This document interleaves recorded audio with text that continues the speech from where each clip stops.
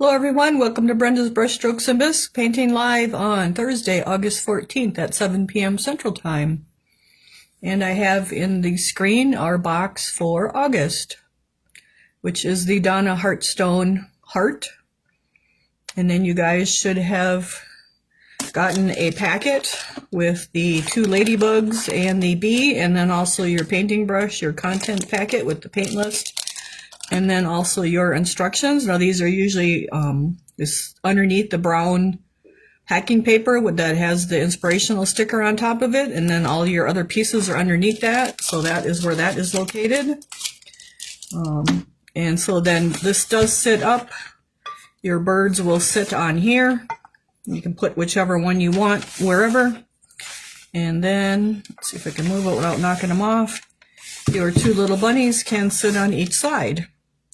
So that is our pieces for our August box called Grow Love. And our it says love grows where you plant your heart. So that is our pieces.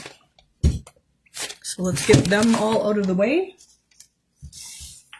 There were a few that weren't delivered yet this morning, and there were 4 or 5 that were out for delivery today. I didn't check to see if they were delivered, but it said out for delivery, so I'm assuming they did get delivered. So let me get into this box group here so I can see your comments. All right. So we will open this up.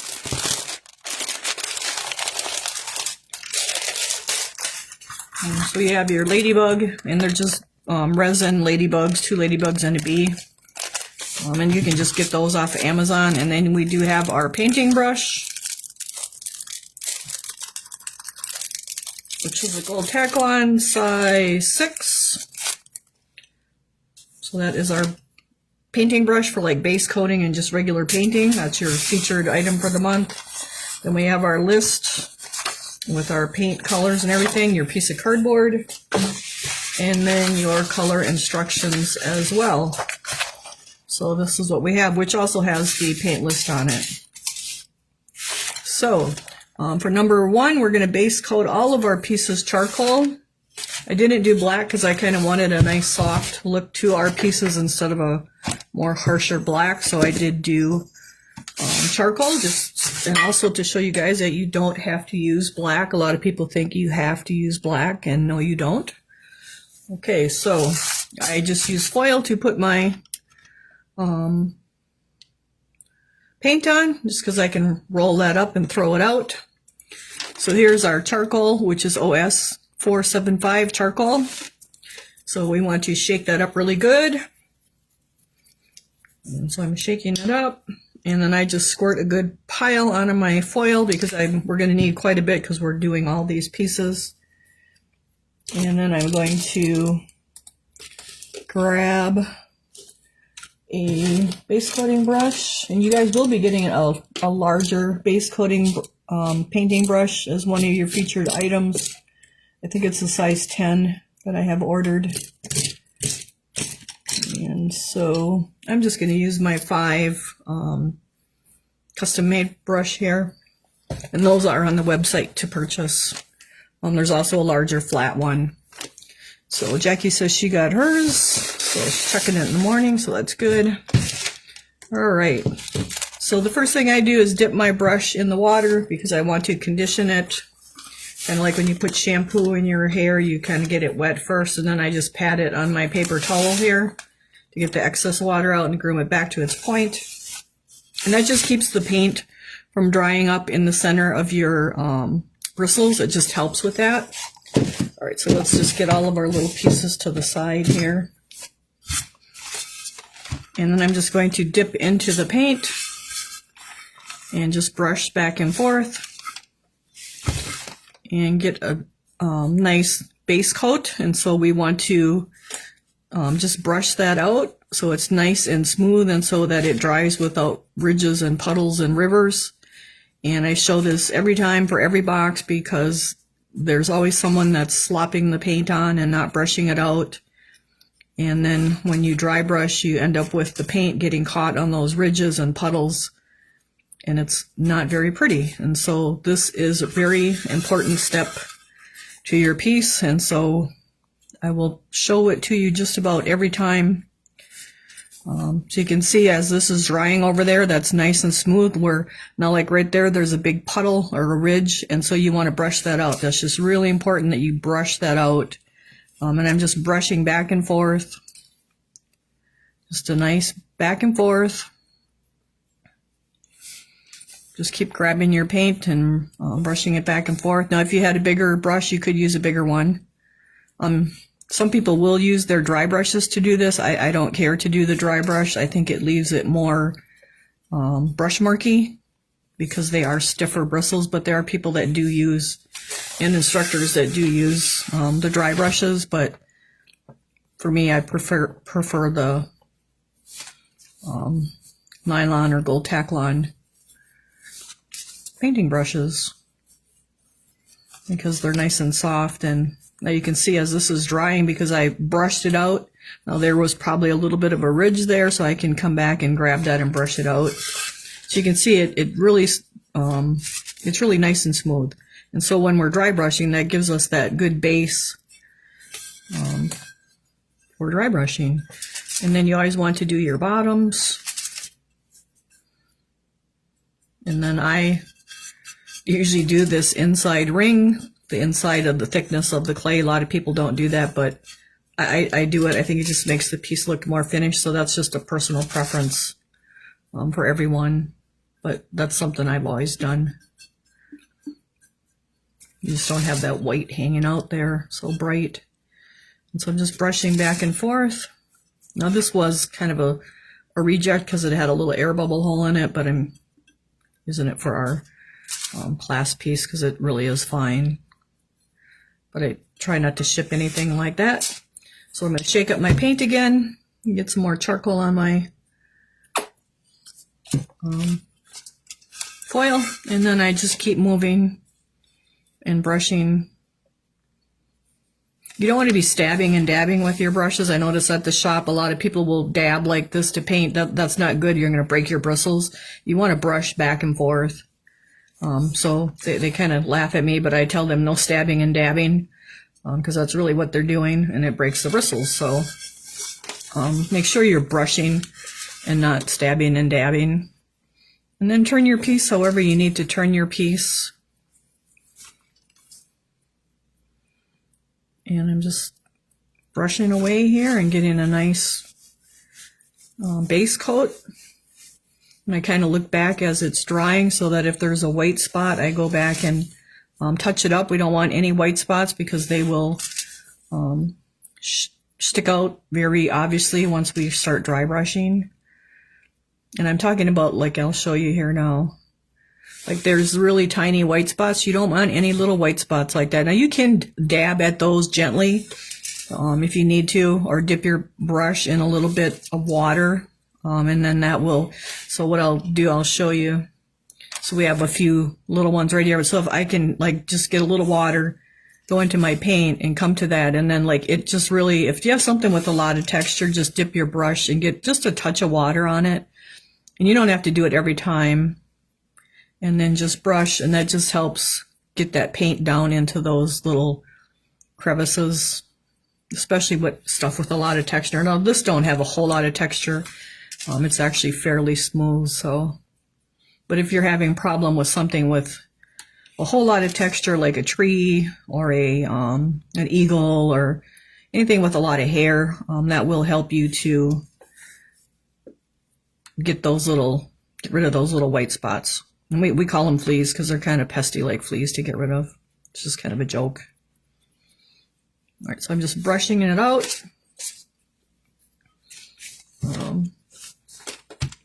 So I know I have the tablet going and I'm watching and it looks okay, and the phone also looks okay. So hopefully we're okay yet. It did just show me moving the screen, so I think we're okay. If you're having problems, you can go out of Facebook and come back in. That usually solves it. But it does seem to be okay here. Maybe it was just a little second that it did.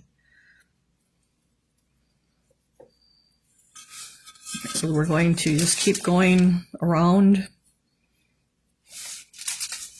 just scooping up some paint, brushing back and forth.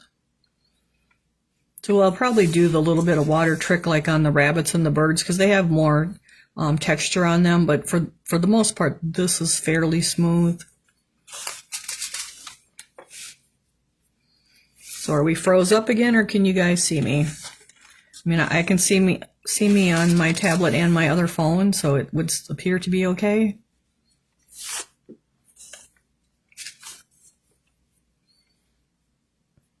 Because then the other phone is the recording phone, and it looks like it's a recording, so.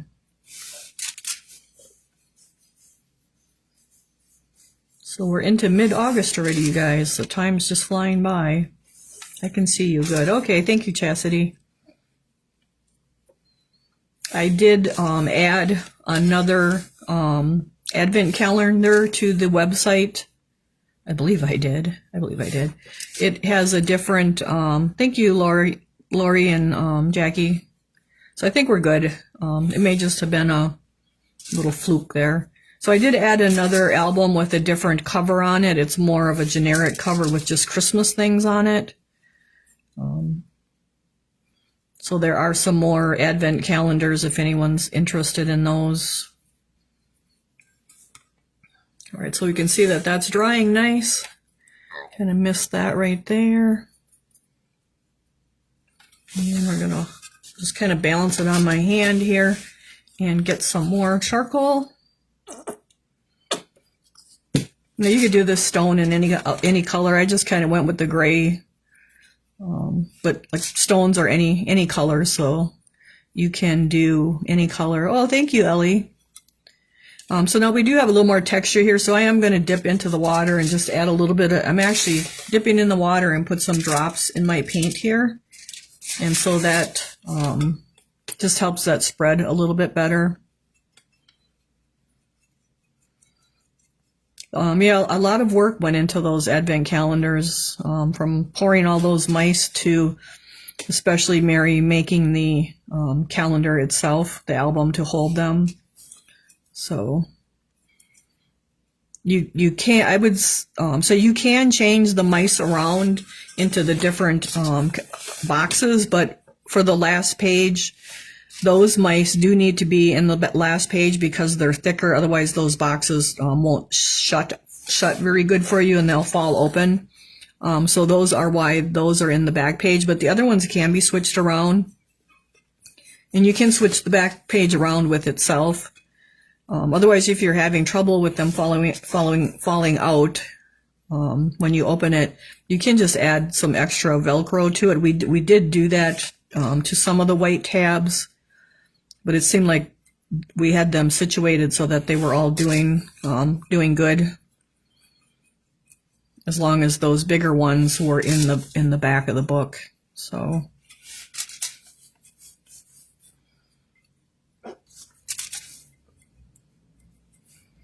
and there are a couple. I think there's 2 green ones with the 2 green trees left, and maybe 1 Santa in the engine, and maybe 1 reindeer in the engine. So.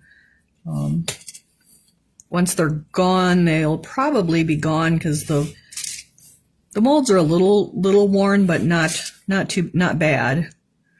But I did, like I said, I did add, it was 4 or 5 more. So I'm just like kind of dabbing here a little bit, but when you do that, you want to be gentle. But we have these letters, and it takes a little extra pushing the brush around to get the letters with the paint down in there. You just don't want to really be stabbing. Oh, and Ellie's, so yeah, so Mary had her own classes this week, so she wasn't able to get to the gingerbread book, but she already has the gingerbread ornaments, and so it's just a matter of her getting time to make the books in between some of her medical treatments, but they will be coming. And I already actually have instructions for those because we did do gingerbread ornaments as a box a couple years ago, so that'll be easy to do those.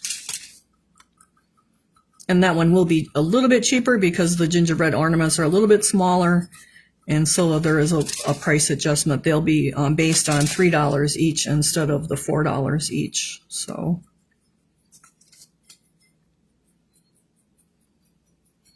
all right, so we're just looking now for any itty bitty salt or sugar size white spots, because you really want to have those all covered up. And we'll set this guy aside and we'll go to our other pieces.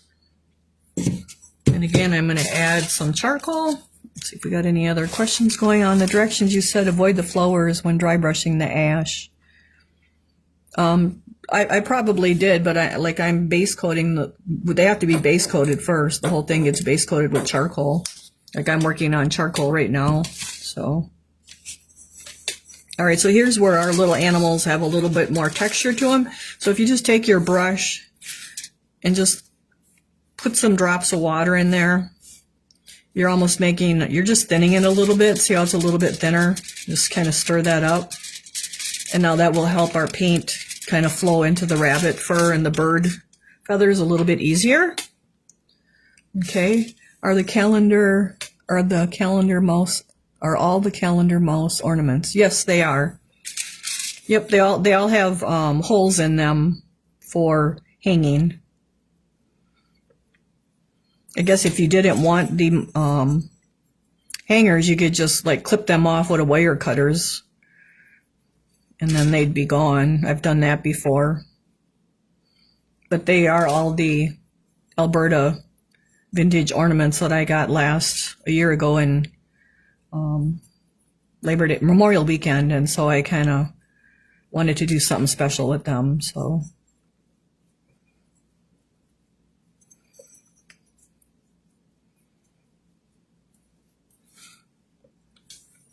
all right, let's see. We have anything else going on? Let's see what else is going on. I'm already pouring your other pieces. I started that last week for September, and I have part of it painted, and then I need to paint 3 more pieces that are part of the box, but then there's also a bunch of little add-on pieces to go with it, and so I need to fire one of those pieces, which is a haunted house, and then get that painted. So hopefully by Monday I will have your September box posted, what that's going to be. I'm hoping you guys are really excited about it. Pam, who helps me clean, is excited about it, and the ladies at the shop, because I was painting on it Tuesday. So, but there are a whole bunch of little pieces to add to it, as well as the big haunted house. So it's kind of Halloweenish. It is Halloweenish if you get all the add-ons, but as far as your box pieces, it's a little Halloweenish. It's not too Halloweenish. So. All right, so I'm just holding my little guy here, and I'll go as far as I can, and then I'll sit him down and go to one of the other pieces. But I'm just kind of going back and forth now. Are there more mice ornaments than the 25 in the calendar? If so, do you have some? There are more. There's probably 100 of them. They were made by Alberta. And if you go to JK Molds, they're, I think, in New Mexico. They actually have the Alberta ornament line. They don't have all the Alberta molds, but they do have the ornament line. And so there are teddy bears. There's other seasons, and there's probably 100 mice ornaments. And I do have a few others. So I haven't been pouring those. I was kind of maybe saving those for next year, but I have been pouring a set of just regular little Christmas ornaments. Just a variety, like there's a Santa and a sleigh, a tree with lights, just a variety. And so those will probably be in the sale. I just scheduled a live sale for August. Can't think of the date. I think it's the 31st.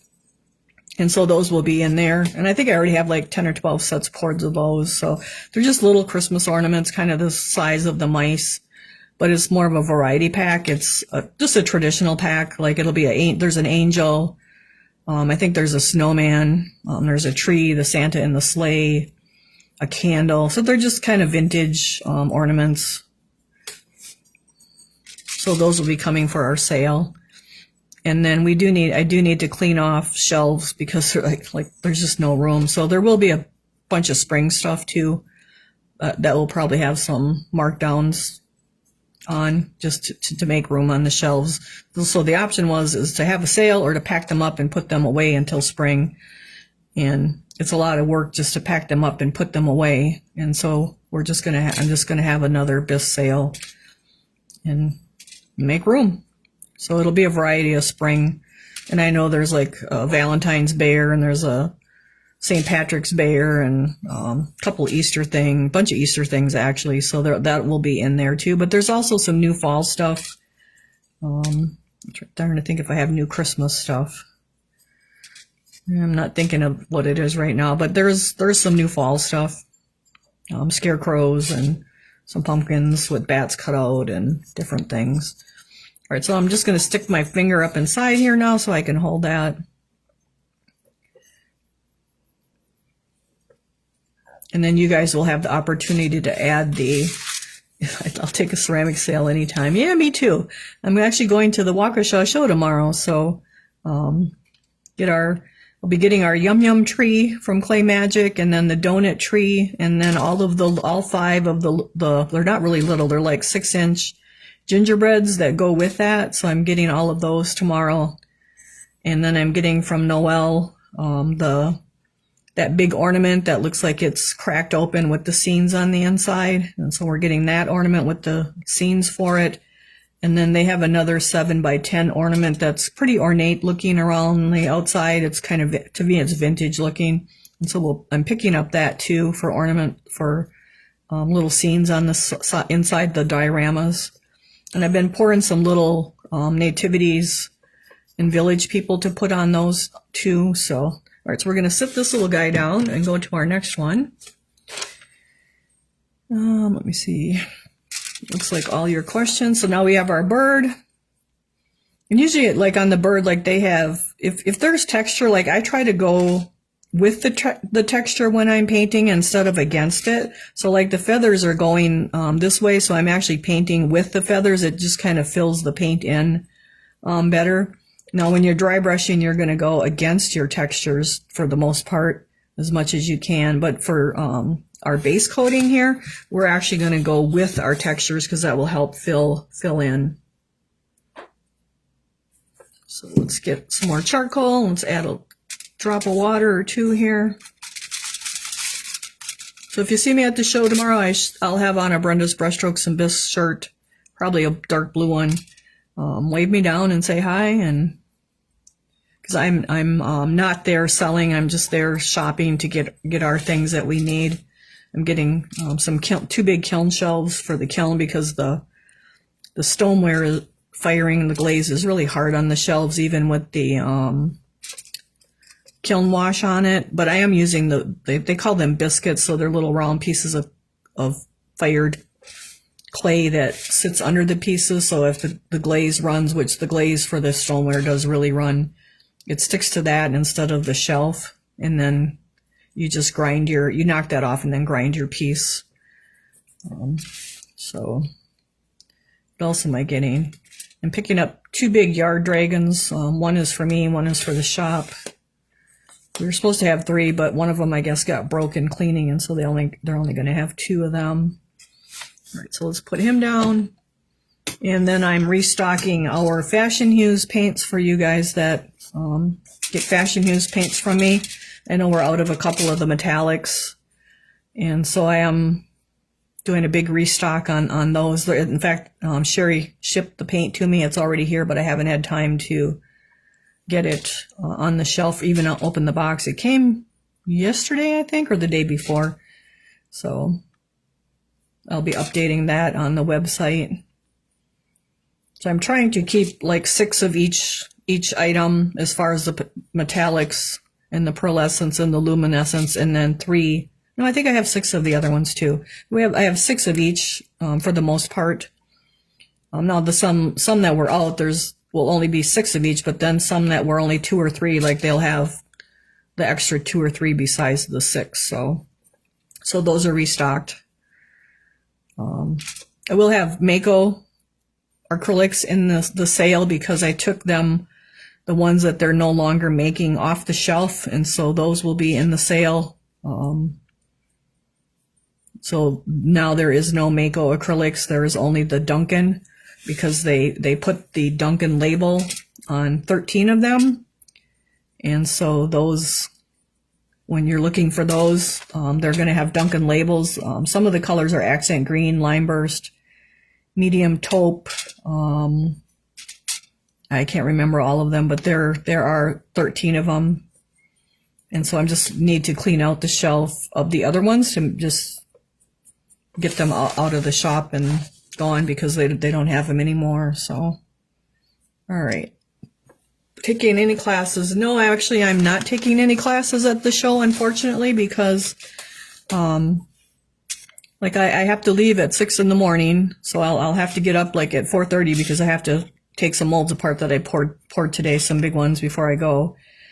And then by the time I get down there, it's 9 o'clock, and then I usually do 2 walks around the floor, just to look at all the stuff that's there and buy things I didn't plan on buying, because you can't go to a show and not buy stuff you didn't plan on buying. And then I go and pick up my orders, and by then it's usually noon, 1 o'clock, and then I have to head to Marcella's to get our clay magic molds. And then I also stop at the vinery to get glass, and so I probably won't get home till like 8 o'clock tomorrow night. So it's really hard to take a class with doing those other things. And I try to do it all in one day just because it's not, oh, looks like I did, oh, there it goes. Looks like we might have froze up there for a second.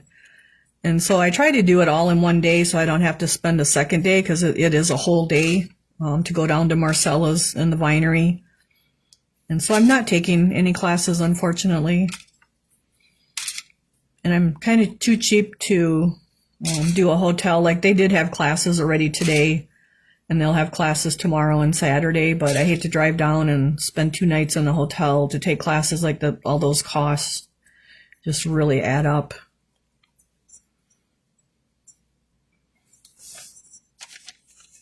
Let's see, a little white spot. And then, like, I did post about the sale, and I put that the invoices will go out the 1st, and everyone will have until the 4th to pay. And if they're not paid on the 4th, the invoice is going to get canceled. Like, I've been messing around. I had to ship out 2 boxes today for people that paid late. I had 2 people that didn't pay for their orders, and I'm actually 3, so it's close to $600. So other people could have bought that stuff, and I would have extra $600 to spend at the show. And now I'm out that $600 until those pieces are resold. So I'm not messing around with people that don't pay their invoices anymore. I'm kind of done with it. And so they're either going to need to pay their invoices, or they're going to be canceled, or you need to make a payment date with me and pay them, and not ignore my reminders and messages, because I just don't have time for it anymore. It's just too frustrating. And for the most part, all of you guys are wonderful, but I had 2 subscribers this time with that $600, and then one new person. And so I guess I just have to crack down and be tougher with the payments. Like, you either pay it or give me a payment date, and we go with that. So, because now it's already the 14th, and was still shipping today, and really I should be done shipping by the 7th, so that I have time to work on the next box and all the things that got to be worked on that needs to be done. Because if I'm farting around dragging stuff out to ship because people didn't pay and didn't respond, it's a lot of waste of my time, and I just can't do it no more. So you will notice that probably be a little tougher here with making payments. As long as I know you have a payment date and you're going to pay on your date, we're fine. But if you have a payment date and you ask for a payment date and you don't pay, like, I'm just canceling it, and we're done. So enough of the bad news. So But no, I'm not taking any classes at the shop or at the show just because I don't have time at this point. Maybe in the future I will be able to. So now I'm just going back and looking at our little pieces here and making sure I don't have any white spots. Sometimes they'll have make and takes. They call them make and takes. So they're classes that certain vendors will do at the show where you can sit down and maybe make something in a half an hour. Like they'll show a special little technique or something. Now I do watch for those, and maybe sometimes I throw in one of those because maybe I can spare like a half an hour or an hour. But to actually, like a lot of those other classes are several hours, and so it's really hard to take those. But they have what's called make and takes, and you don't have to register ahead for those, so that's kind of nice depending on what day, you might not know when you're going. So you can just walk around, and then someone might have a make and take at their table where they have it set up where you can just sit down and paint or do whatever their technique is, and it might take 15 minutes, half an hour, and then you can like keep going and keep shopping and do what you got to do. So I do like those, and I do watch for those. So I know a few people do those too. So hopefully some of those are there this year again. All right, so I'm just checking our stone here, making sure we don't have any white spots. And then I am working on a mosaic totem on PVC pipe, which may be a specialty class next year. And so I want to stop at it's called the Vinery. It's probably an hour and something from the show, probably an hour and a half. And so they just got a bunch of glass in, and so I want to grab some glass for the totems. So that is probably something I'll offer online as well. And I'll ship everything kind of like we did with the Santa a couple years ago. So, as well as I have the ladybug that I never did finish. I had hoped to get her finished this year, but with moving the molds now, it just really kind of took up my time here for the summer. So, and then we're still working on my dad's garages and pole sheds and the barn and all that kind of stuff on top of it. So there's just a lot of other stuff going on this year. So, but hopefully next year we're back on track. And all right, so I just got this guy all touched up too. So we're going to set that aside. Then I'm going to take my brush, and I'm just going to brush back and forth to get that paint out of there so it's not drying up while we're sitting here painting. And then I like to pat it dry, and then I'll clean these really good when I'm done. And then again, I'm going to groom that to a point while that's laying here because I don't want it all flared out. And you can see there's paint on here now from me painting, but I clean that all up after we're done. I just don't do it while we're doing class. But then I put this to the side because you don't want to store them standing up because then the water runs down there. And so I'm just going to lay it on its side until we're done with class tonight. All right, so our next thing is we're actually going to start with the bunnies because our rock is kind of wet. So we're going to go to number 3, which is the bunnies, and we're going to dry ash and then gray. So here is our ash. Let's see. Let's get our bunnies. They look pretty dry. So we'll shake that up good. Are any of you guys going to the show and taking classes? So we have Ash OS 567. So are any of you guys going to the show and taking classes? I hope so, because the vendors, it costs a lot of money for them to be at a show. They have to travel. They have to get hotels. They've actually been there since yesterday. They set up yesterday so that they could do classes today. So, that's extra hotel time for them too.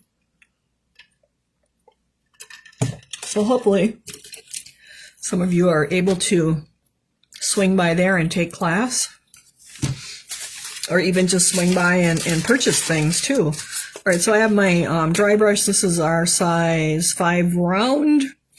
So this is a boar bristle brush.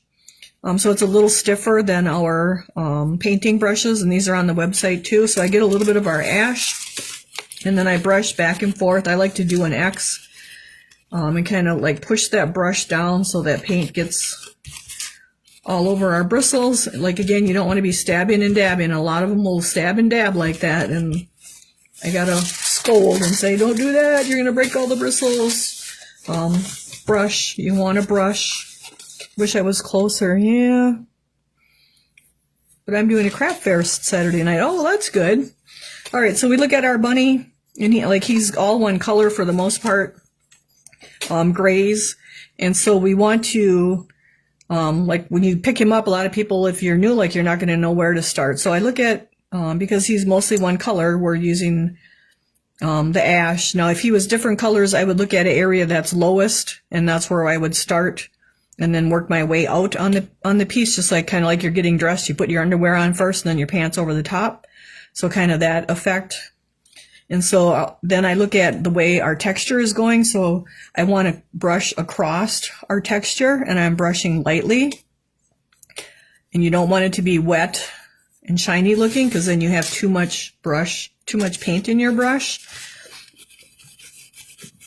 And so you put on lots of light layers, and you try not to have brush marks. So if you have brush marks, you're probably going too heavy, too wet.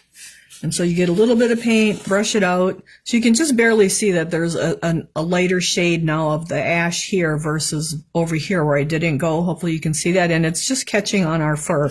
Now that's a little heavy. We don't want it to go on quite that heavy. And so we, could you explain when a brush has been used enough before replacing? Until it's used up, really.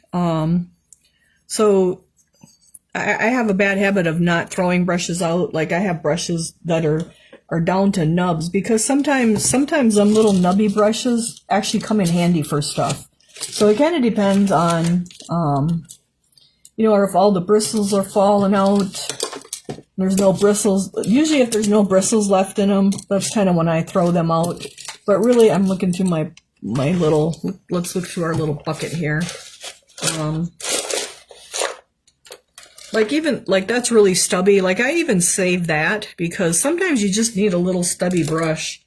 Now this one here, you can see he's kind of worn, crooked even. Sometimes that's handy, but like he's probably needs to get thrown out. That's something that probably needs to get thrown out.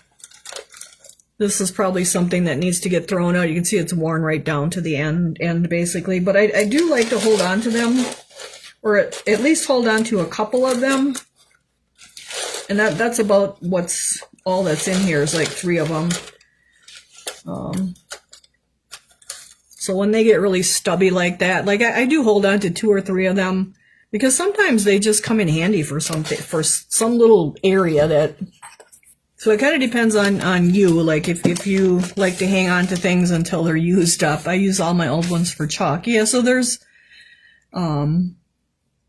it kind of depends. Like I wouldn't.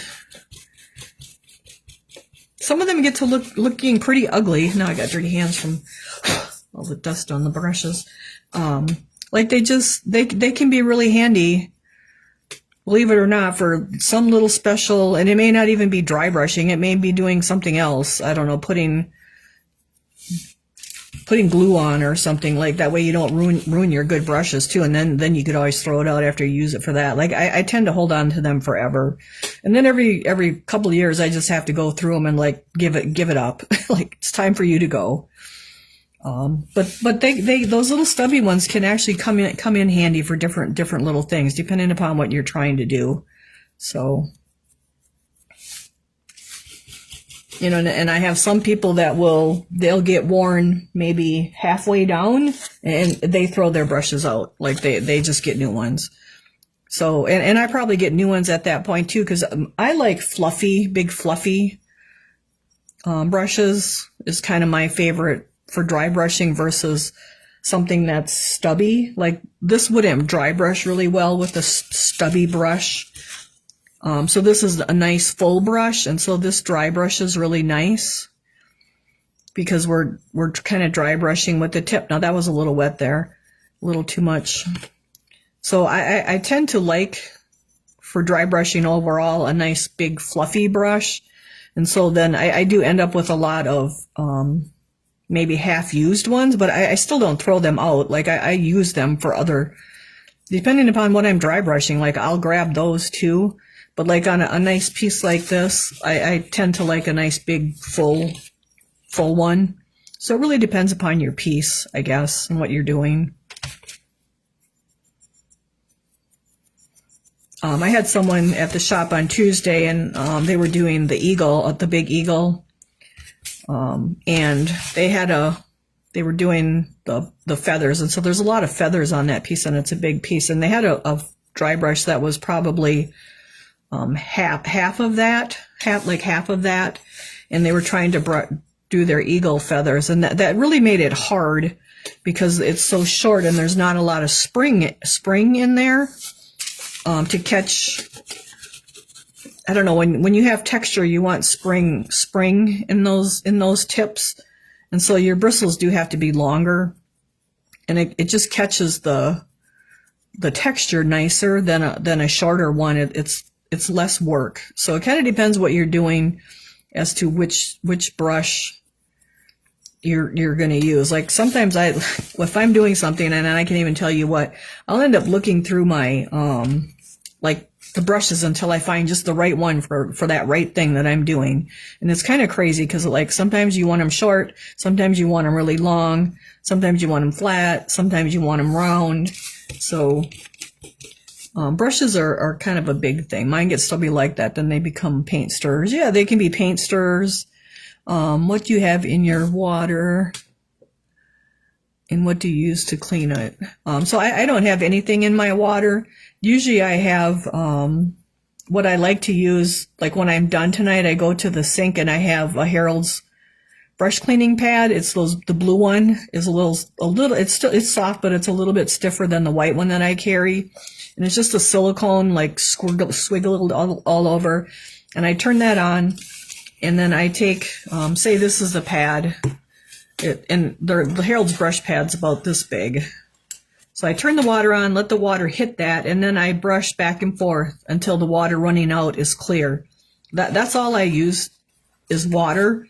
You really don't want to use Dawn dish soap or any dish soap that has an oil cutter in it, because these are natural bristles, and that will dry them out. Now that was a little too much there because I'm talking.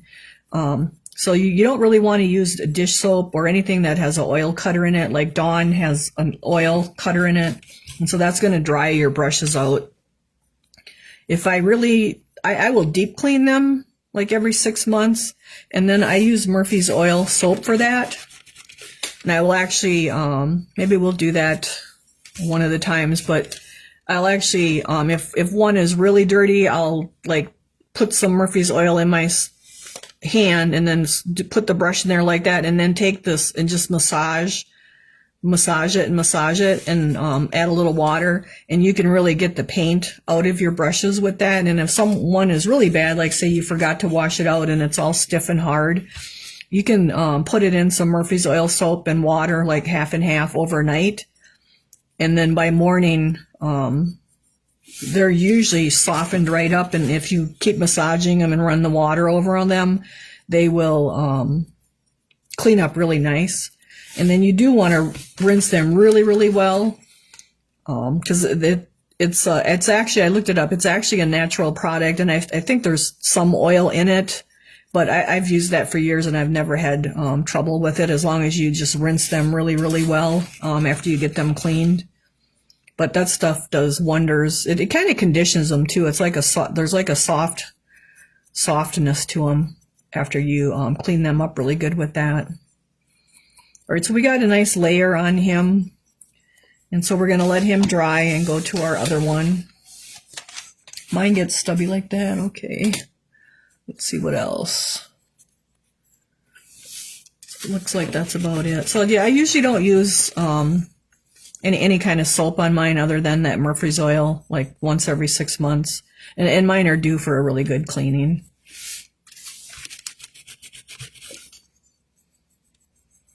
And then I just lay them on the counter on a towel, like a dish towel, and let them dry overnight. Laying horizontal, laying flat. So again, our bunny's got all his texture kind of going up and down, so we're just brushing back and forth right across it.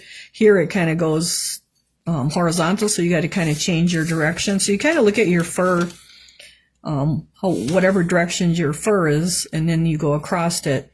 So that we kind of change directions around the head here in different areas because it's going in different directions. So that's a little wet and shiny. It's a little too much, so I brushed out my brush. Then in the ears, it's kind of going a different direction.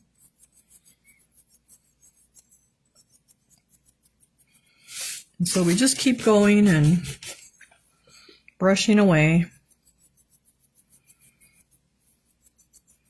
And we build up lots of thin layers instead of 2 or 3 heavy layers. That's what's going to give your piece a lot softer shading looks to it. Now that was a little much there. And we just kind of keep going all over, letting one area dry, and then just kind of starting all over again. And get these are good beginner pieces actually, and we have a few new people this month, so this is actually good pieces because they got good texture. There's not a whole lot of detail, so you can kind of dry brush all over to get the feel of dry brushing. And so we're just going to keep going.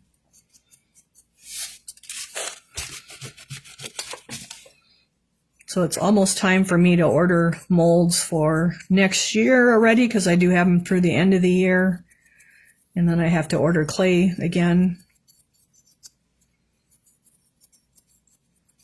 All right, so we got that all looking pretty good. So we'll go back to our other bunny.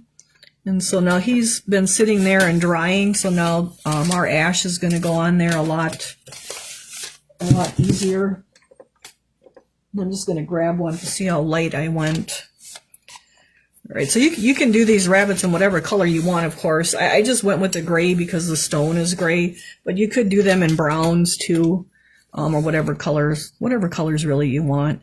So we're going to do another layer of ash before we go to the gray. So when I'm looking at this as to like how much do I want, I usually like, so we have our base coat, and we would say that like our piece is 100% covered with our base coat color. And so now we're covering with our next color. And so I like to say we're going to cover up 90% of that base coat color with our first dry brushing color. And so really there's only like 10% of that base coat left down in those crevices. So, and that depends, I mean, that would depend. If you wanted a darker gray rabbit, like I probably would have done black and then the charcoal and then highlighted it with the ash. But I just wanted a nice soft gray bunny.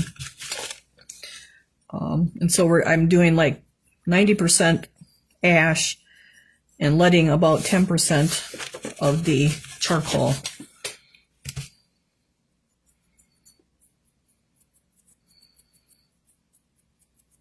And that was a little much there.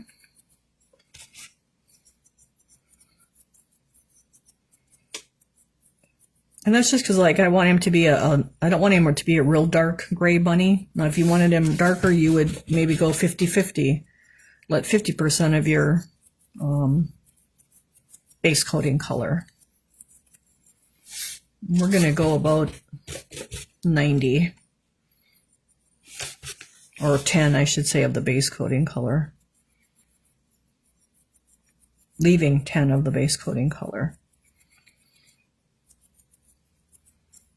And that just gives him a nice soft shading in all his little fur, but yet it gives him a darker fur underneath. Okay, so he's looking pretty good. So he's just a little bit more than this guy, so we'll get this guy a little bit more.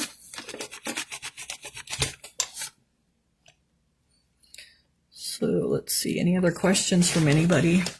Make sure you guys open your boxes and check them for anything broken. Take pictures of the box, the packing paper, and the pieces and the bubble wrap, if you do. I think I did have one broken piece. I don't know how they broke that because I was wrapped really well in the box when it was in a big box too. But I know some of those boxes look like they really got trashed this summer, so hopefully that gets better. So we're just working our way all around. It's still really hot here.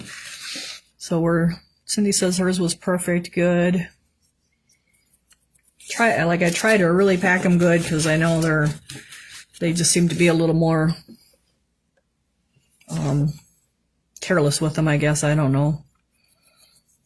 Like they got run over actually is what they look like. And I know a couple of them last month looked like everything should have been broken in them, but they weren't, fortunately. So I don't know how, but because a couple of them looked really bad. Right, so then I do like to do my bottom just a little bit. And then he's looking pretty good too. So I just want to determine like when I'm ready for the next color. What I'm looking at is that my ash is nice and even, that there's kind of the same amount of ash all over, not a lot, maybe here and maybe here and not much here and not much there. So you just want a nice even covering with your dry brushing color. You don't want it to look spotty or blotchy. That's the only way I know how to explain that. Okay, so that looks pretty good. So from there we can go to our gray. We're going to lightly brush our white after that. We're going to do just a touch of the gray now, which is our OS 474, just to kind of highlight him. And I'm again just putting that on the foil here. And you usually don't need a whole lot of paint. So now this you can see is wet and shiny, so like it's going to start not taking the paint out of the brush. So I just flip that over, and now I'll kind of work my gray in here. And I am using the same brush. So when you're using the same colors, like the same color family, like the grays, I don't go to a whole new brush. If I was going to like blue or brown, I would go to a new brush. And then the other thing you don't want to do is don't wash your dry brushes out while you're dry brushing, because then they're going to be wet brushes. And so we want to keep these dry, and we just worked our gray into it a little bit. And so now it actually gives us an extra shade of gray because it's got the charcoal and the ash in there. And by the time we put on our second or third layer, we'll be up to the gray. So it's a nice transition of color, just with the brush having the darker color in it, the ash in it. And I'm brushing pretty lightly because as you get to these lighter colors, the color, Tammy says it was her box. Okay, yeah, there was a couple boxes last time. So you want to brush fairly lightly because the lighter the colors are, like the more pronounced they are. And so you want to be careful not to get too much on. And so I brush very, very lightly. The lighter my colors get to. Now, like we'll do white next, and I'll brush even lightly, meaning I'm not really bearing down, like really putting pressure on it. I'm just barely touching my piece. Just having the lightest amount of pressure on my brush, so that color goes on there nice and light and soft. Because if you get too much on, it's hard to fix. Not enough is easy to fix. Like we just keep putting the light layers on. Okay, Tammy, I can do that because I know I don't have one on the shelf, and I haven't had time to go to the storage units yet to see if that was one of the molds that's been moved or not. I'll refund you.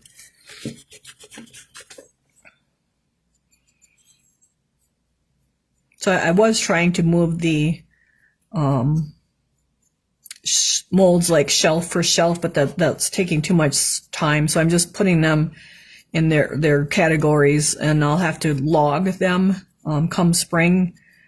And so it's going to be a little hard to be able to go and pour specific things for anybody, especially if something gets broke, like Tammy's vampire got broke. It was like a 12-inch piece, and I'm not sure if that's, I know I moved a lot of Halloween molds out of 14, and so I'm not sure if that was one of those, and like it may not be findable at this point just because of the way everything's getting moved kind of fast here. And now next week I'm actually spending most of next week getting Unit 14 emptied so that I don't have to pay storage fees on that one for September. So you won't probably see a whole lot of picture posting of other things because I will be kind of kicking butt getting that guy emptied. There's been 35 loads taken out of it, and I think there's like 8 to 10 loads left yet. So, and then like we're already to the end of August. So that's kind of my mission next week. All right, so I'm just looking at this little guy. So he looks nice and soft all over. Like he's got kind of the even amount of gray highlighted now on top of our ash. So he looks, you can tell that it didn't take as much brushing as it did with our other colors. And he looks even, like there isn't more in one spot and more in another spot. So now we'll go to our other guy. And we're just going to keep going.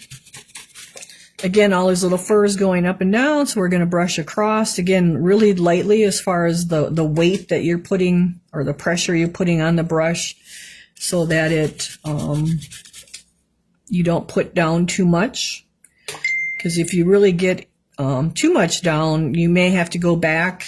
So that's how you can fix a piece. You may have to go back to base coating that area and then re-dry brushing it step by step.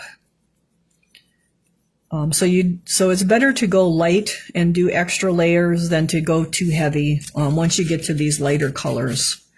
That's kind of what I found. And that's where these like nice full brushes, like I'm just using the tip of the brush, like there's just a nice spring in there and it's just catching the tips of those ridges. So that's really nice, where a stubby brush wouldn't do that. So I guess on something that has a lot of texture, try to use a nice brush with a lot of bristles to it and not a stubby one. That's what I find kind of works the best. So now this one I'm going to just do a little bit patchy looking so I can kind of explain maybe to you guys, like actually show you what I'm talking about maybe.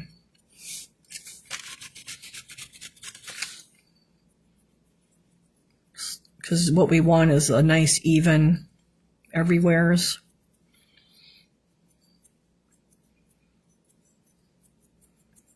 So we'll just do him kind of patchy looking and splotchy looking. So someone maybe, say they're dry brushing at the shop, and so now at this point they would say, oh, am I done? Can I go to the next color? So then I go and look at their piece. So I look at it. So he's kind of dark through here yet. I don't know if you guys can see that, but he's kind of dark through there. He's like dark right there. He's dark under here. And there's a lot here. There's more here. There's not as much here. There's not much here. There's nothing here. Nothing here, not much here, quite a bit over here. This is all looks really good.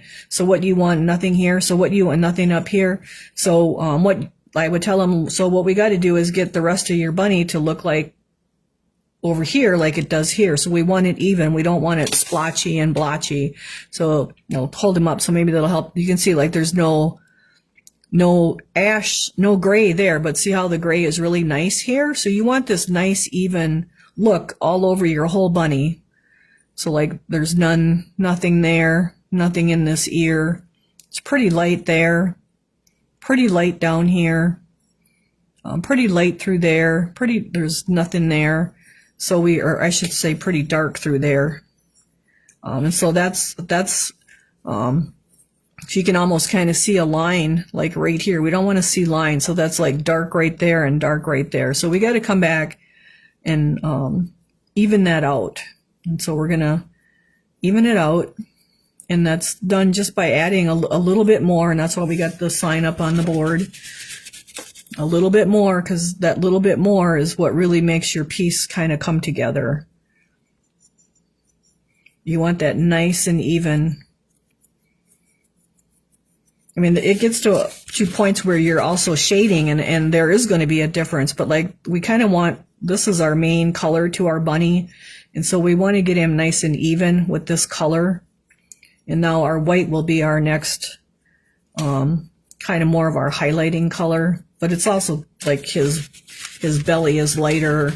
You can do different shades of like the gray using the white in different areas, but we kind of want him to be like nice and even and not splotchy or blotchy, like what I just showed you where there were areas that didn't have any of the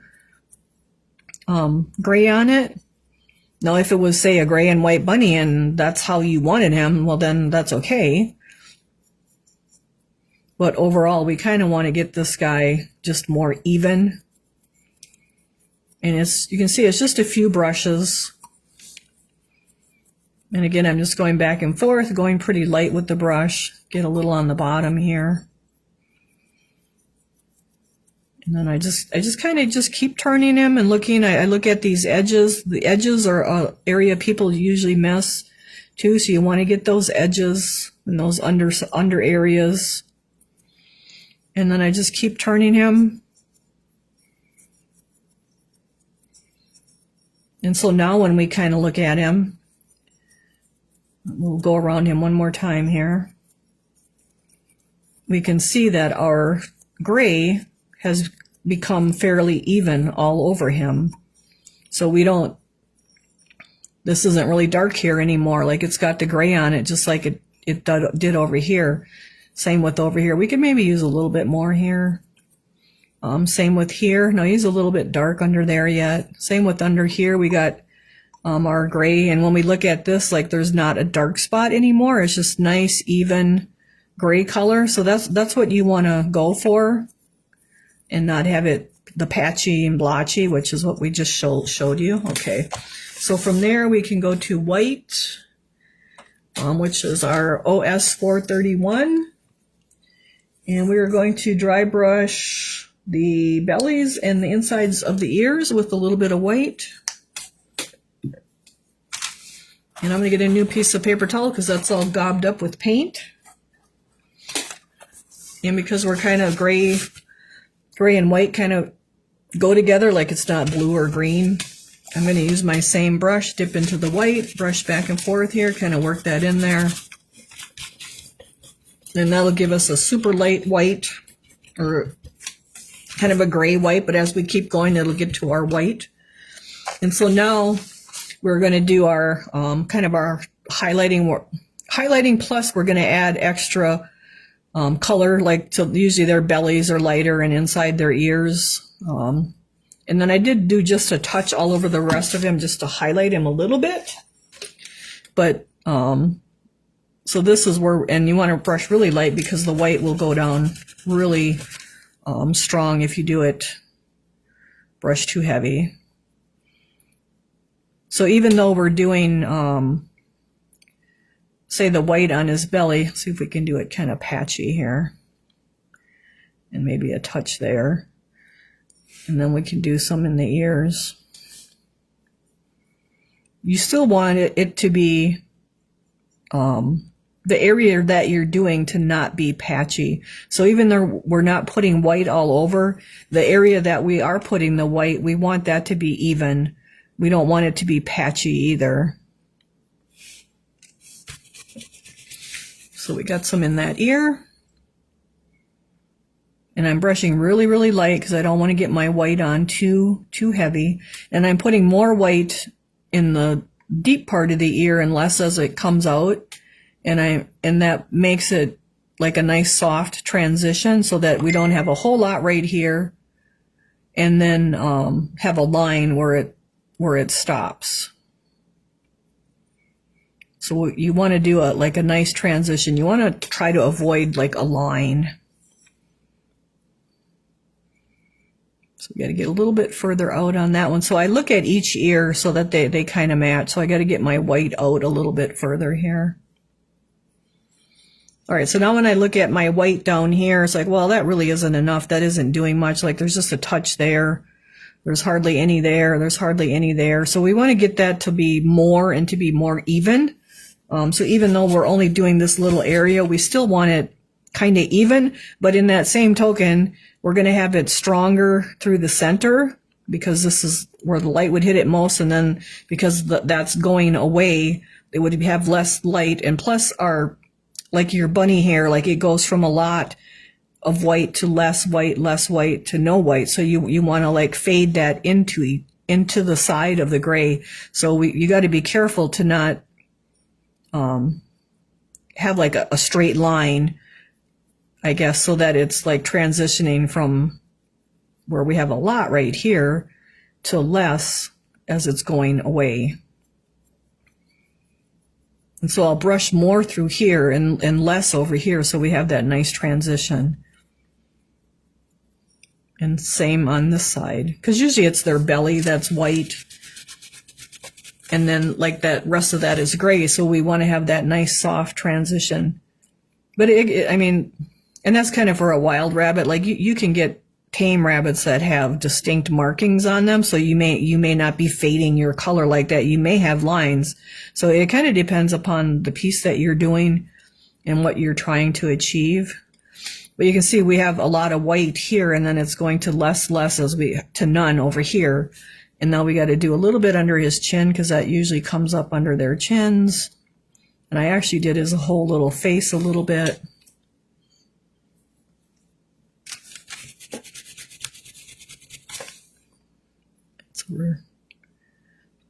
And his little nose, so we can put some pink on it.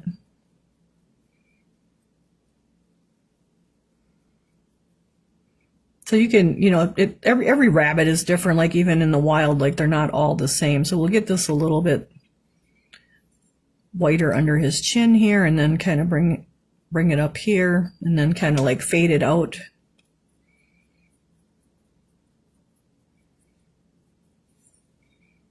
And then I'm just going really light just to get a little bit so we don't have that like a line. Just because it's more natural looking, I guess, for the wild ones to have that white belly, and then it kind of goes to the gray. Okay. I think I want a little more in his ear. Let's see if we got any messages. And now I'm just going to highlight the rest of him just a touch with the white. And I'm just brushing. Oh, and his little tail can have a little more white too if you want that little white cottontail back there. And then just a little bit on all the rest of the gray part. But if you wanted white rabbits, like just keep going and get adding more white. Like it all depends what color rabbits you want.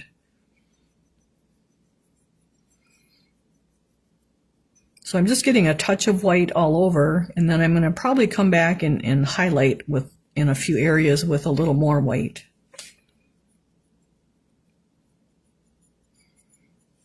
And that just helps make your, it's going to make our fur look more, have more depth and more dimension to it is what it's going to do.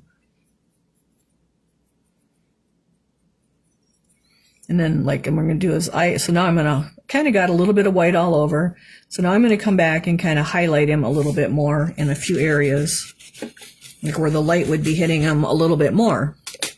So I did it kind of on his little, make sure it's brushed out here. Now, if you need a smaller brush, switch to a smaller brush. I tend to not do that, but I've been doing this for years. So we're going to highlight his eyeball a little bit. Highlight this one a little bit.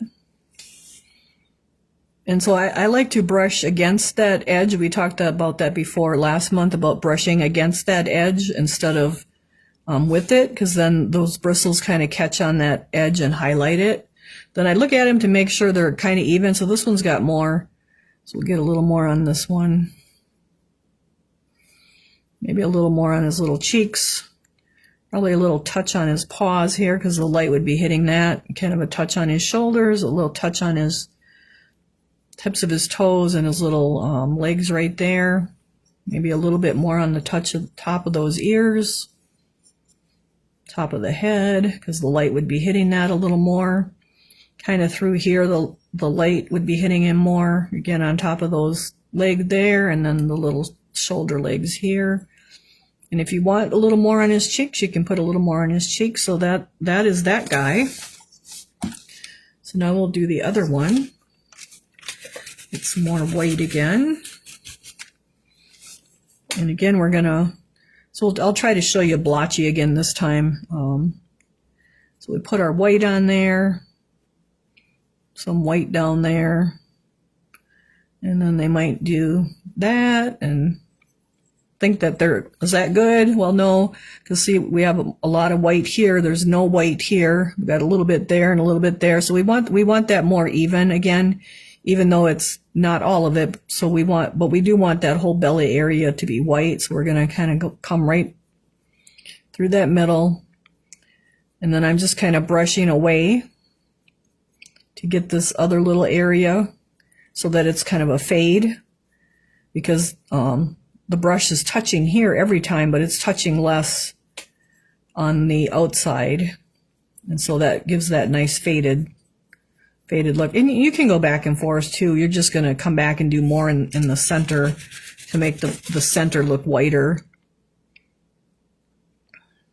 So I'm brushing pretty light.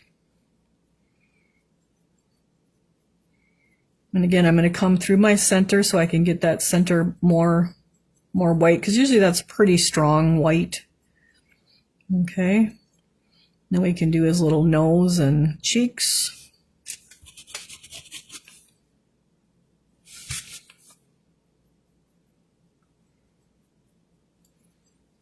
And then we can do in his ears. And again, I start from the inside and just kind of bring it out. And you can go whichever way you want to. You can turn it or do whatever makes it easy for you. And then we'll do this side over here. You could switch to a smaller brush too. I'm just basically using the tips of my bristles and not the whole brush really.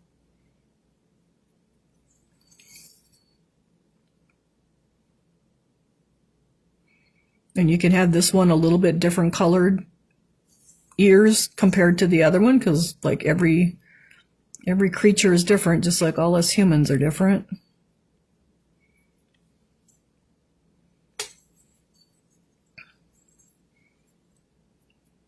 We'll bring that up just a little bit, I think. And then we're going to get just a little bit all over everywhere here, just to give us another little color to him. You can see I haven't put any white in my brush yet, because we want it really light, so it goes a long ways. So we're just going to keep going as long as a little bit of white's coming out, and got our little ear highlighted there already because quite a bit came out. Okay, I got the top of his head here. And if you wanted to add some brown to your rabbit too, you could go back and maybe some like rosy tan and light brown, if you wanted to add some brown in there to have more of a wild looking rabbit, I guess. I'm just kind of we got to get his little tail back here like we did the other one. So now it's not really doing much, so we got to get some color.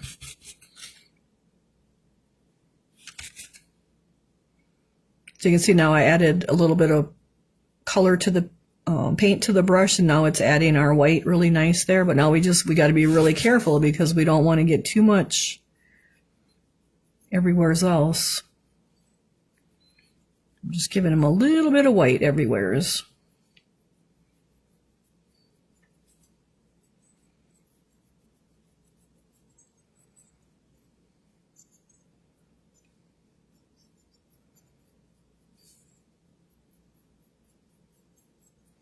All right, so then we're going to kind of highlight his little special areas too, like his little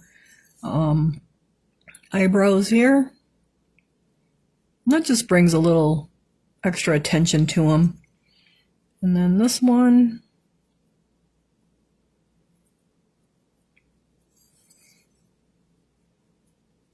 And this one maybe we'll do a little bit less than we did the other one, just to make him different.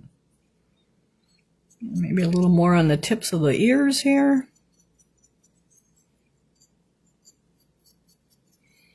And a little on the tips of his legs and his toes. And that leg. Maybe a little bit through the top of his head here. And his back. And his tail can have a little more. So there we are with our cute little rabbits.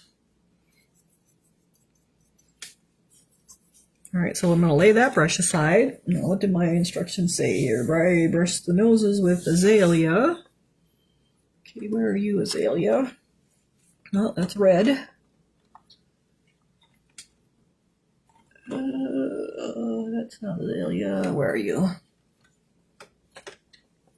I have a rack here with paint in it, but the way the colors, the light's shining on, I can't tell what colors, what it looks.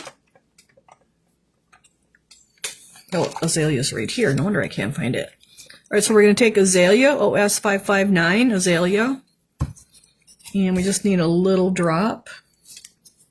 So now here's where I would switch brushes, because it's just a little area. So now here's where I actually go to like a more stubby brush, because I want to have like more control of where that, our pink is going. And so let's see, I think it's the nose and the ears. So you definitely want to probably go to a littler one.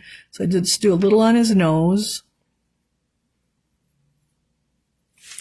And then a little in the ears. So the stubby brushes, like they do have their use.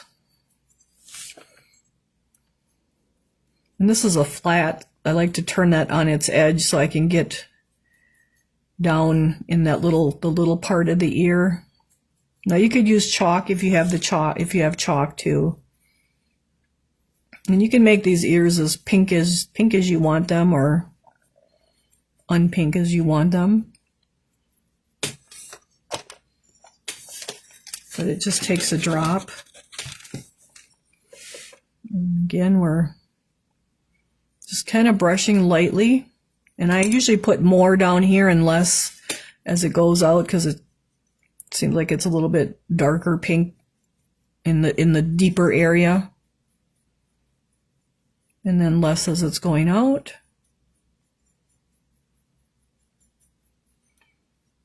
And then the nose. You could do the cheeks if you wanted to, I suppose. I didn't. I just did the noses.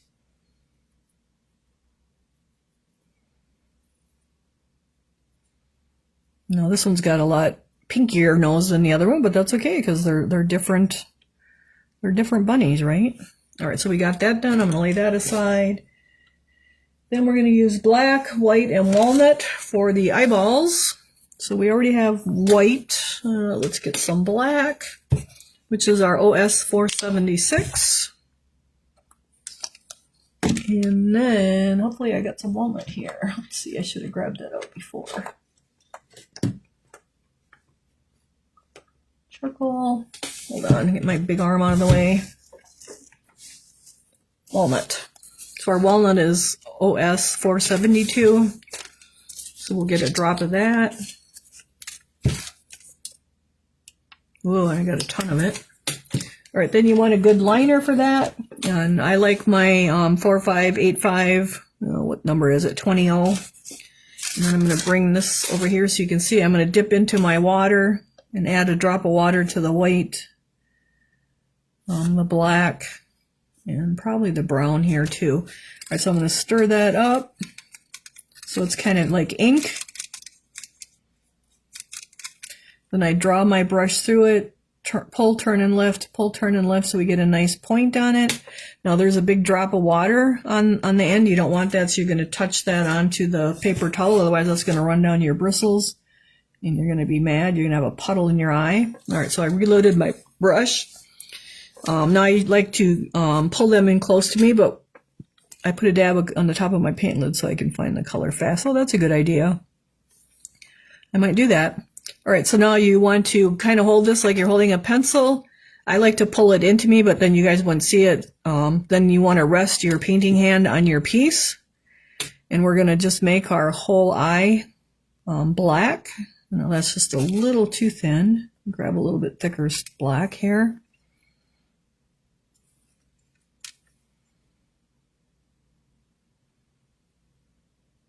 And we're just going to fill that in. And we're going to turn him. And again, like I'm resting that painting hand on my piece. Other people may do it all white first. I like to do it all black first because I find it easier to do it all black first than to try to put that fine black line around the white. So this is my little, how I do it.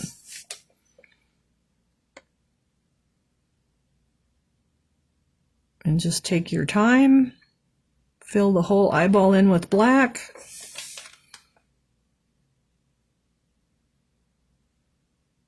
Have a good liner, that's half the battle with eyes.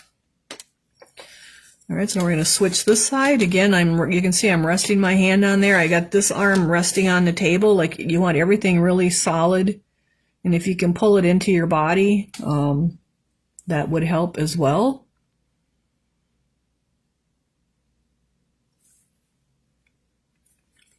And then don't be afraid to turn him.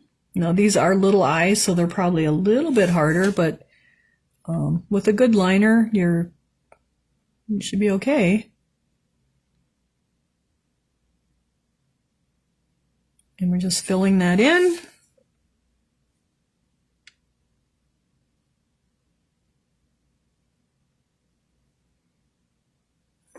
And you usually got to really concentrate, I suppose you could say, for the eyes, but kind of got a little extra black there. All right, so we're going to let him dry. Now we'll do the other one. Again, I'm resting that painting hand right on there.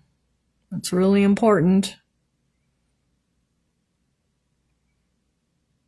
And then you don't want to be holding your brush way up here either. You want to hold it way down here so you got good control of it.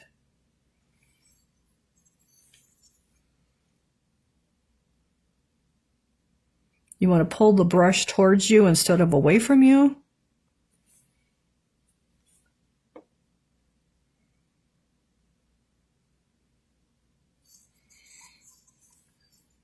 And I'm just doing it little areas at a time so I can make sure my lines are in the right spot.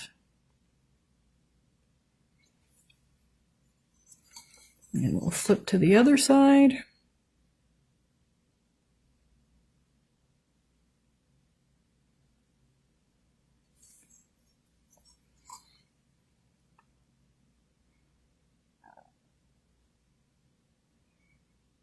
And I'm just doing, like there's an indent in the, let's make sure we're in the screen here.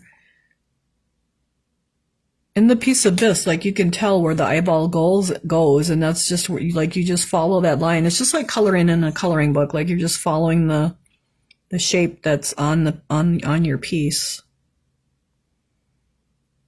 Okay, so we got it all black here now, nice and even looking.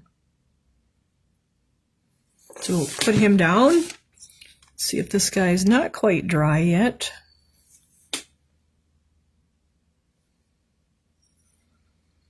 I'm going to make this one go back a little bit further to match the other one. So I usually look at one eye and then compare it to the other eye so they look pretty much the same.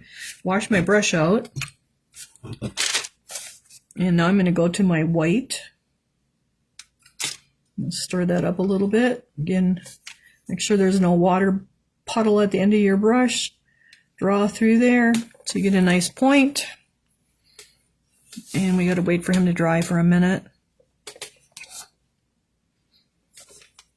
So are you guys using your eye chart that was in one of your boxes earlier this year? How are you guys liking that?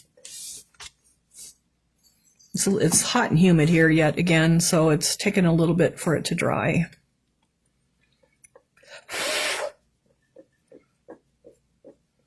So now what I'm going to do is put a little pie-shaped white in each eye. I'm just going to take a little bit of the white off so I can have a little bit better of a point. And I'm going to let just a little black outline for each eye on the outside, and then kind of put my little triangle white there. And then we'll do that in each corner of the eye.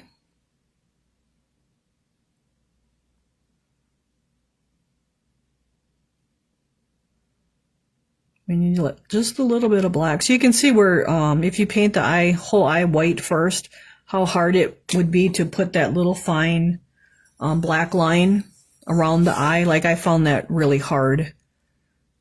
So I just do the whole eye black and then come in with my white and just leave a little bit of black.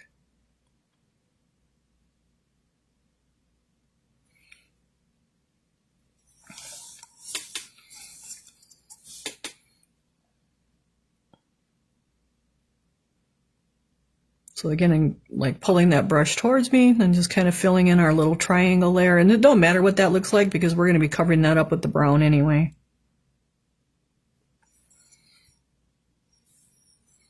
So this one looks like it needs to come down just a little bit further. So let's do this guy. Oh, he's still wet too.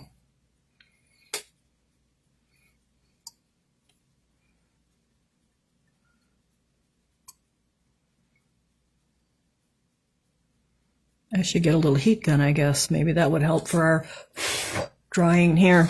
Hopefully we're a couple more weeks and we'll be done with all this hot weather that we've had. All right, so we're going to do our little triangle on this guy again. Now I kind of got a little ball on the end, so I'm just going to touch that, get that off there a little bit. Again, get that little triangle in the corner. Kind of let the same amount of black on all the way around there. It's wet yet.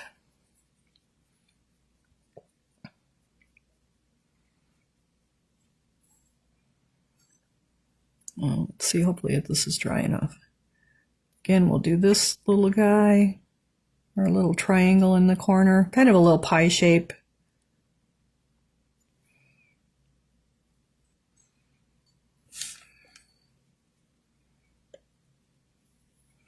Looks like this one could come down just a touch more.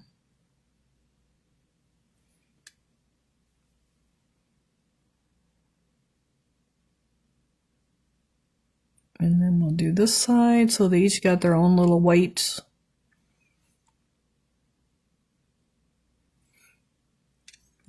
corners. And again, you can see I'm resting this finger on there and holding this one and have that arm anchored to the table.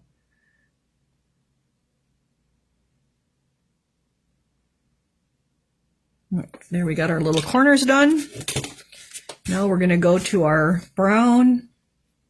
Just going to mix that a little bit here, get that a little bit thinner. That looks a little bit heavy. That way it flows off the brush better, easier. All right, let's put him down and see if the other guy is dry. So now we're going to do our brown, and we're going to let that same amount of, let's make sure I'm in the screen here, kind of the same amount of black outline, and then come up to our white. We're going to cover up a little bit of it because we don't want a whole lot of white in those corners, but we want a little bit. And then I'm just going to fill the whole center in with the walnut, and then we'll come back and add the black in the center.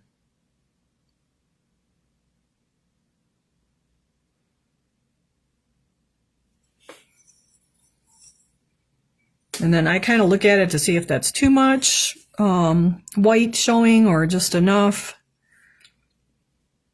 I think I'm going to take just a little bit more on this corner.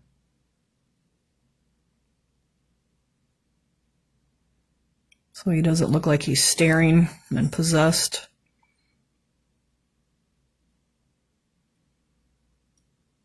So I kind of have the same amount of black all the way around our eye now, just by leaving it.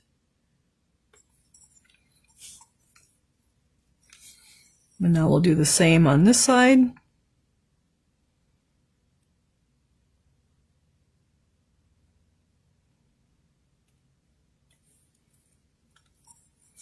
And you want to make sure you're not putting your finger in that wet eye.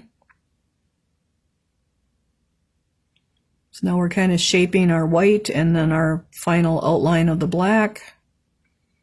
Fill it in and we'll add the very center part last.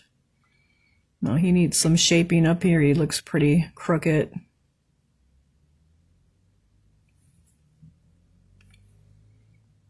So now when I look at it, you can see like there's a lot up here and not much down there. So we kind of want to even this out a little more.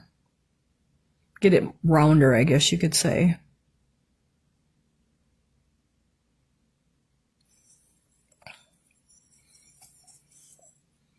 Don't be afraid to turn your pieces so you can get them so you can paint them. So we got to get a little more brown in this guy.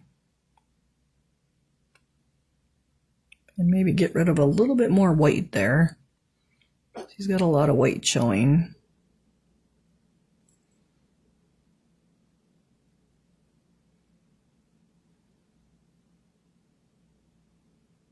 Okay, so then I look at them, and I look at the white here and the white here to make sure it's the same. So this white is up a little bit higher, so I'm just going to take a little bit more out here, or cover a little bit more up.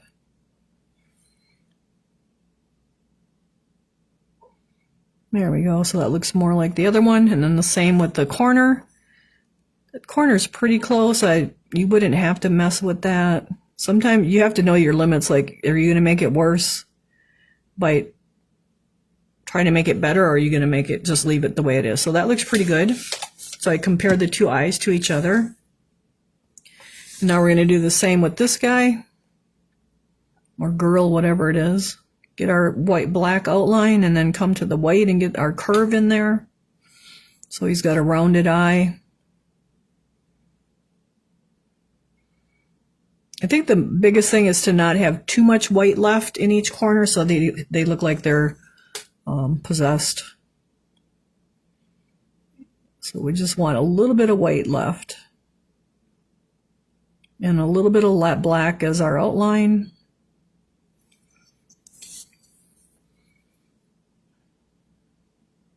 And then I also have like a curve to the brown. I don't know if you guys notice that, but so that it's like round, like our eye is round. All right, that looks pretty good.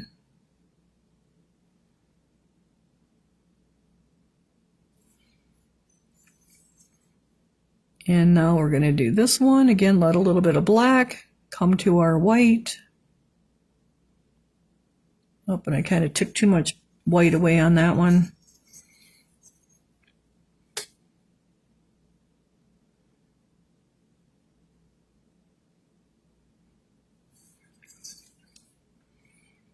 So we got to get, he's got too much white back here, so we got to kind of get rid of that.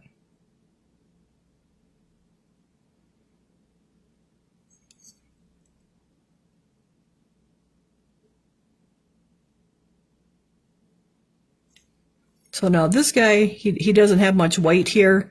This guy has a lot more white here, so we either take white away from this one or add white to this one. It's hard to add that little bit of white.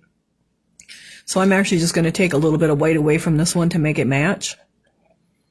You kind of got, when there's such little eyes, you kind of got to just figure out what's the easiest fix.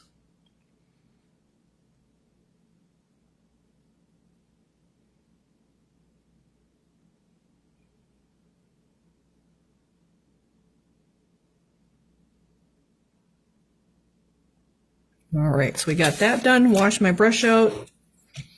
Let's sit him down. Now we're going to just go into our black. And I'm going to try to put like a black dot in the center-ish of that.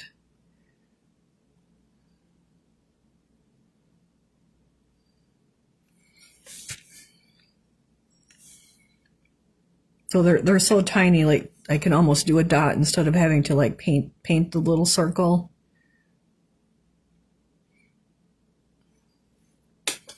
Okay, let's do this guy.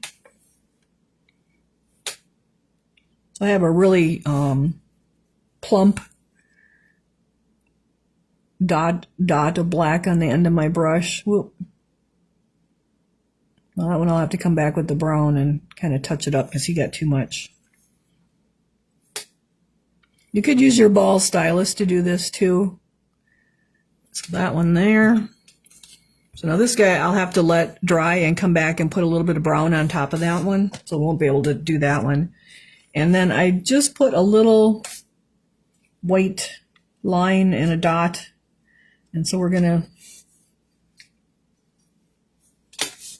and because that's wet, I'm gonna try to be really careful and put just a little dot in the brown, like at 11 o'clock. And then a little bitty line. And the same here at 1 o'clock. So now this is at 1 o'clock instead of 11 o'clock because the eyes are on the sides of the head. And so we don't do them both at the same position on the clock. We do them kind of opposite. So this one's at 11 and this one's at 1. Okay. So that is your little bunny all finished.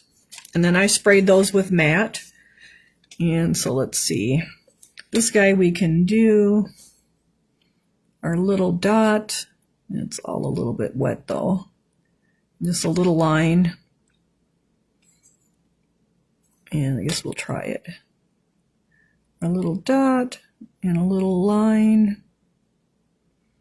A little more dot there.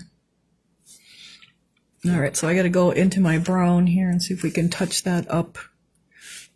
I would probably wait until this black is dry or it's going to probably smear, but we'll see if it's dry enough to... No, it's not. So you can see now I just had a puddle of water come off my brush, so I didn't hit it on the paper towel. So I'll just take a piece of paper towel and kind of put the corner in there and get that extra water out. So that's why you want to make sure there's no drop of water at the end of your brush there, because that will run into your eye like that. So just got to make this black a little bit smaller because we got it a little too big. Or the brown, I'm sorry. Well, the black was too big and it made our brown a little too small, so we got to kind of put that back in there. So there we go, we got our little bunnies done. So these guys I sprayed with matte sealer. And then you can put the gloss brush-on sealer on their eyes and their nose if you want to. So those are our bunnies. We got our bunnies all done, you guys. How cool is that? So they look really good. If you want to add brown to them, you could add brown. If you want white bunnies, do whatever color bunnies you want. But I just did the gray to go with the stone. So that is our bunnies. And then next week we will... we can either do the birds or we'll start with our heart. We'll probably start with our heart next week because that should be dry. I mean, it is dry, but we ended up going to the bunnies. So we'll do our bunnies, start with our bunnies next week. So if anybody has any questions, you can always send me a picture of your piece and we can work with you. I can work with you. And then these are the bluebirds to go with it.